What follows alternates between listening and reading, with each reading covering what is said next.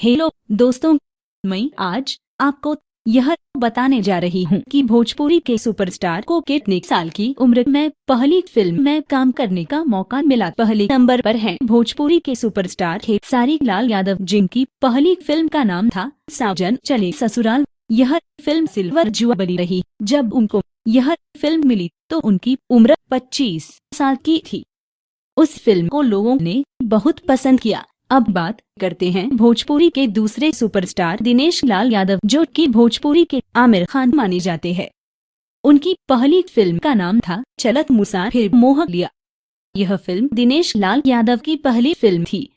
यह फिल्म 2006 में आई थी। जब यह फिल्म आई तो दिनेश लाल की उम्र 27 साल की थी। उनकी यह फिल्म ने ज्यादा कमाल नहीं दिखा था, पर ठीक ठाक रही। अब बात करते हैं भोजपुरी के तीसरे सुपरस्टार की, पवन सिंह।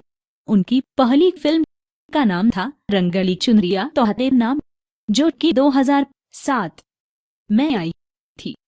इस फिल्म ने पवन सिंह की जिंदगी में धमाल मचाया था। जब उनकी फिल्म आई तो उनकी उम्र 21 साल की थी। अब बात करते हैं भोजपुरी के चौथे सुपरस्टार रवि किशन के बारे में। रवि किशन ने अपनी फिल्मी जिंदगी की शुरुआत हिंदी फिल्म से की थी। उनकी पहली फिल्म का नाम था पीताम्बर। यह फिल्म 1992 में आई थी।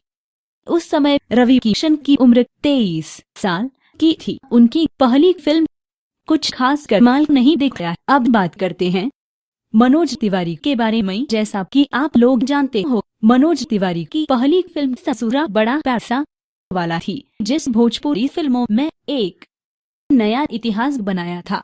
यह फिल्म ने कई बॉलीवुड के सुपरस्टार के फिल्मों को पीछे छोड़ दिया था। उनकी यह फिल्म 2004 में आई थी। उस समय मनोज तिवारी की उम्र 31 साल की थी।